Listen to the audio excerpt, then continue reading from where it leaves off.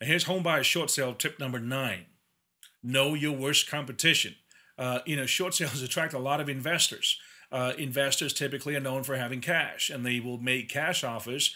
And what's very characteristic of their cash offers is they're often lowball offers, and these can often blanket an entire neighborhood, making it very difficult for buyers like you, maybe a first-time home buyer or a second-time home buyer that's depending on financing to close. It might make it very difficult for you to be successful in purchasing a home that's a short sale. Now, to make your offer stronger and to counter this opposition, if you would, you might want to consider putting a larger earnest deposit down, or even offering to close quicker than normal, so that you can compete with an all cash offer. Otherwise, you coming in with a home loan, a mortgage, is really not going to compete with an investor that's able to write a check and close in a matter of 5 to 10 days. What you do have in your favor is, as a buyer, a home buyer that's not an investor per se, you're probably going to be willing to make a market value offer, whereas investors are forced to make offers that build into the figures their own profit margin.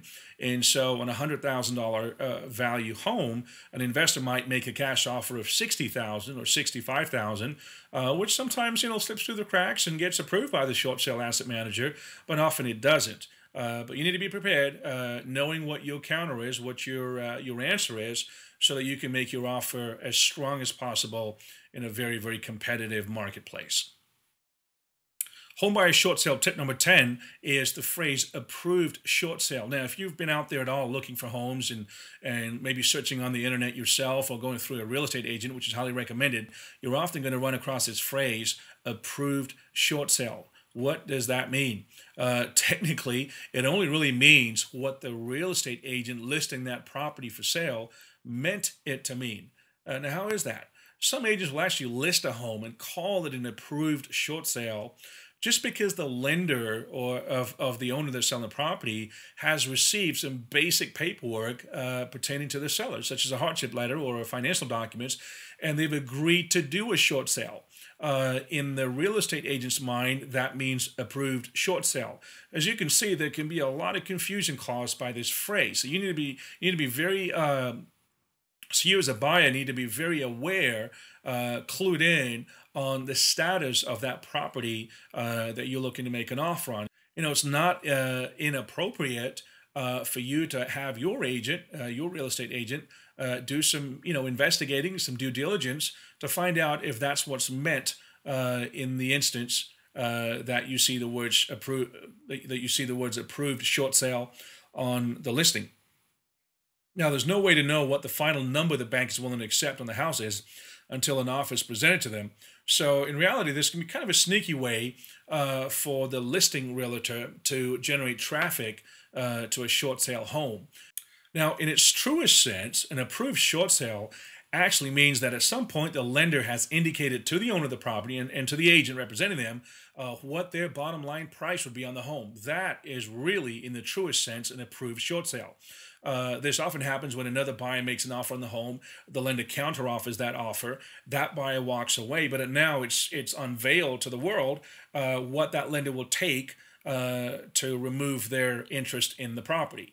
Now, remember, as we said earlier, under the Hoffa rules in late 2010, a home's actual sales price might be approved, quote unquote approved, by the lender before it's even listed for sale.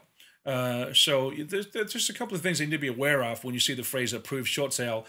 Just note that it may not mean what you think it means, and a little bit of due diligence and investigating, a little bit of sneaking around sometimes will get you prepared for what's really going on. Homebuyer short sale tip number 11 is lowball offers. You've got to be realistic as a buyer with your offer. Don't insult the lender or lowball them. According to the National Association of Realtors, which is the biggest industry organization or professional organization in real estate, 80% of the offers made on short sale properties are not accepted. That's an astounding fact. This means that, 1 in 5 offers is maybe a realistic offer is accepted by the lender that's approving the short sale. Now, it's true that lenders don't want to foreclose and take back homes and sit on them and have them on their books with all the upkeep that's involved. But, by the same token, lenders need to answer to the investors whose money is really behind the loan that's in trouble. And they're not going to give away the home either. So you, as the home buyers, got to really come to a realization that a lowball offer might actually make you miss out on a property that you might have acquired if you'd made a reasonable offer, at least close to the true market value of the property. Homebuyer short sale tip number 12: surprises at or before closing. Because short sales often, and not always, but often involve sellers that are in financial trouble. They're experiencing some kind of hardship, such as divorce or medical emergency, or something happened with their business, maybe a bankruptcy. They often forget stuff, or worse still, they conceal things that might be very important.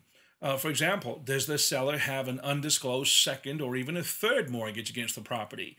Did the seller recently have some work done on the property, which might turn into a mechanic's lien? Is the seller in trouble with the IRS or the state tax board? Are there some liens against the property, against the owner? Or are there some liens around the corner that are about to show up? In a short sale, all the liens need to be satisfied or released before you can safely close. So if you're getting a loan, a mortgage loan, an FHA, VA, or conventional USDA loan, then your lender is going to require title insurance, and this should solve the problem. But if you're a cash buyer, just be careful, because closing without doing a public record search is absolutely dangerous.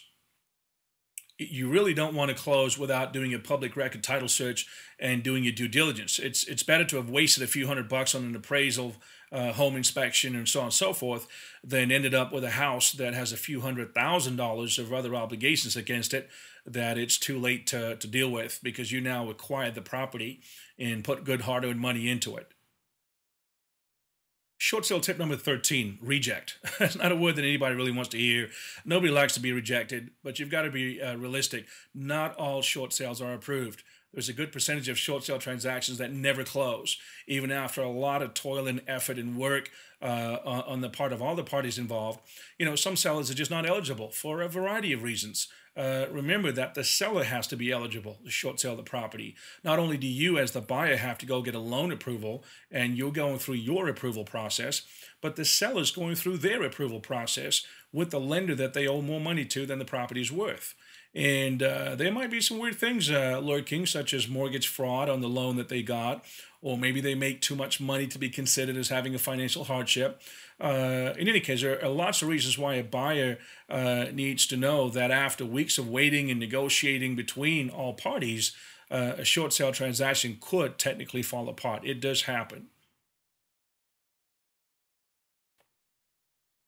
Homebuyer short sale tip number 14: drama with inferior lien holders. Now, what are lien holders? A lien holder is a creditor that has an interest in the property that you're looking to purchase. A lot of homes back in the day were purchased with first and second mortgages.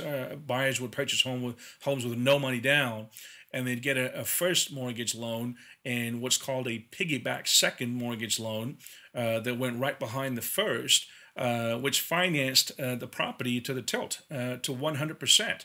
So there's a second lien holder whose loan is also secured by the property, and the seller has to make sure that both of these lien holders are satisfied in short selling. And the short sale can actually not be completed, which means you can't buy the home without the lien holder being satisfied in some way. And we're talking about an inferior lien holder. An inferior lien holder, also known as a junior lien holder, is a lien holder whose loan is in second or third or fourth or fifth position behind a loan that takes precedence, takes priority, because it was recorded first against the property. Now, this doesn't have to do with amounts. It has to do with which loan was recorded first. So if there was a $300,000 loan that was recorded on January 5th and a $500,000 loan that was recorded on February 5th, the smaller loan in that situation, that scenario, actually has priority, and that lien holder will get satisfied first. Now, often the inferior lien holders will want some monetary compensation for releasing their lien, and they're fully aware that the short sale transaction really can't close without that happening.